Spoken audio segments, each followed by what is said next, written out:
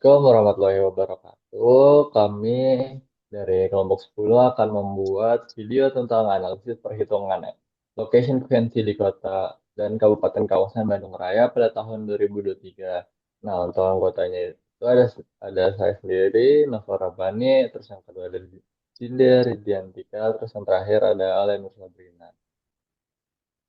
Selanjutnya akan dijelaskan oleh Dinda.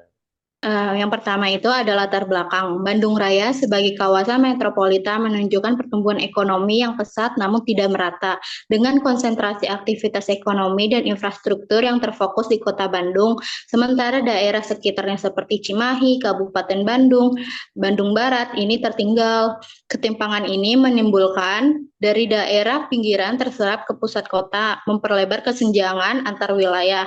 Meskipun studi sebelumnya banyak menggunakan pendekatan kuantitatif, pendekatan tersebut belum cukup untuk menangkap dinamika sosial ekonomi masyarakat lokal. Oleh karena itu, penelitian ini menggunakan pendekatan kualitatif untuk memahami secara mendalam pengalaman dan strategi adaptif pelaku ekonomi regional dalam menghadapi ketimpangan regional. Tujuannya sendiri itu untuk menggali dampak sosial ekonomi pertumbuhan kota Bandung terhadap wilayah sekitarnya yang dimana hal ini bisa memberikan rekomendasi kebijakan pembangunan yang lebih adil, inklusif, dan berkelanjutan.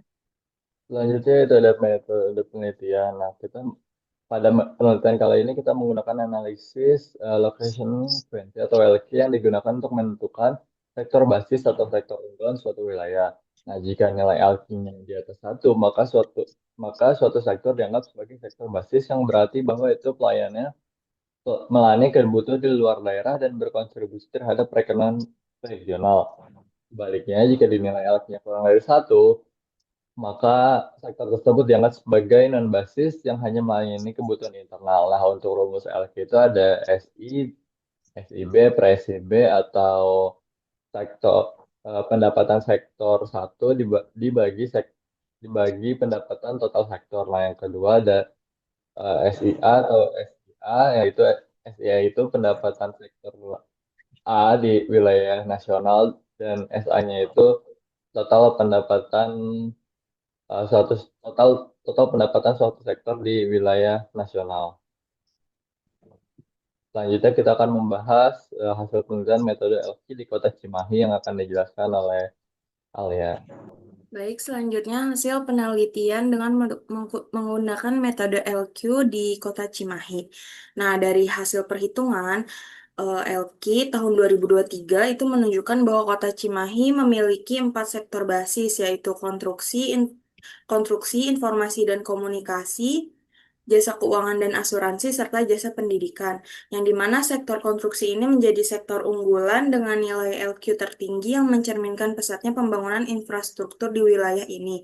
Sektor informasi dan komunikasi menunjukkan bahwa Cimahi memiliki potensi besar dalam bidang teknologi dan penyebaran informasi.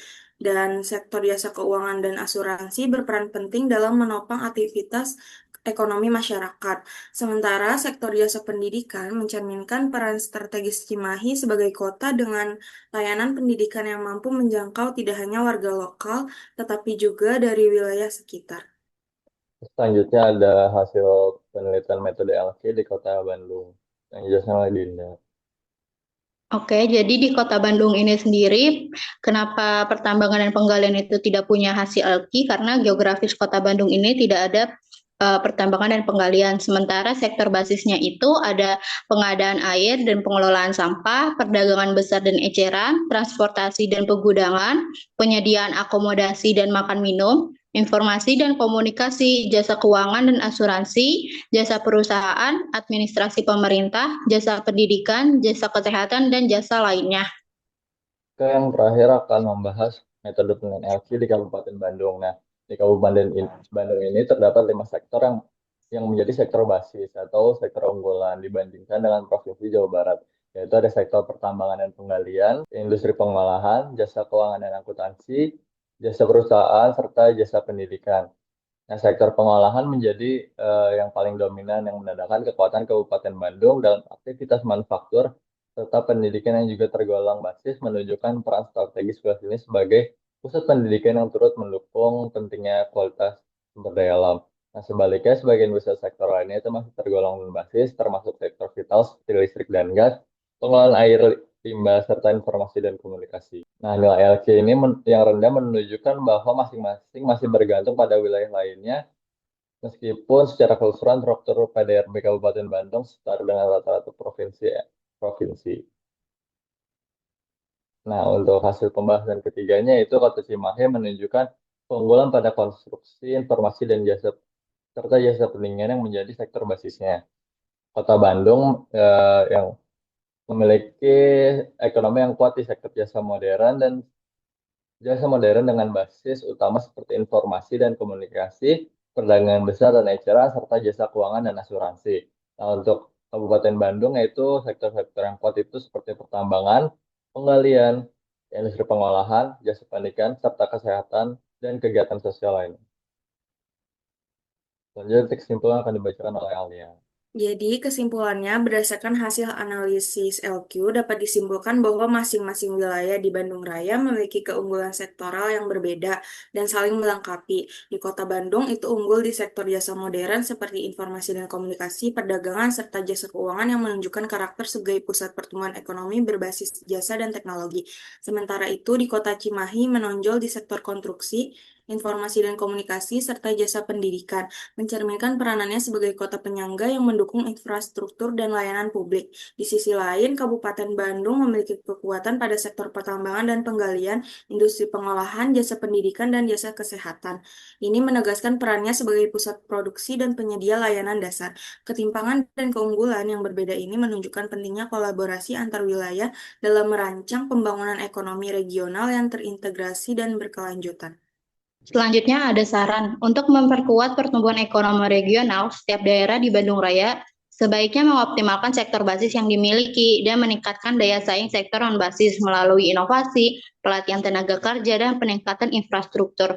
Kota Bandung dapat memperluas konektivitas sektor jasa modern. Sementara di Kota Cimahi ini perlu untuk mendorong diversifikasi sektor non-basis, sedangkan Kabupaten Bandung sebaiknya itu memperkuat hilirisasi industri dan layanan kesehatan serta pendidikan agar dampaknya lebih merata. Kolaborasi antar wilayah juga penting untuk menciptakan sinergi pembangunan yang berkelanjutan dan tidak terpusat hanya di kota metropolitan. Oke, sekian dari video kelompok kami. Diharapkan video ini dapat membantu masyarakat luas dan pemerintah untuk menilai kebijakan untuk masa depan selanjutnya. Dari kami, wassalamualaikum warahmatullahi wabarakatuh.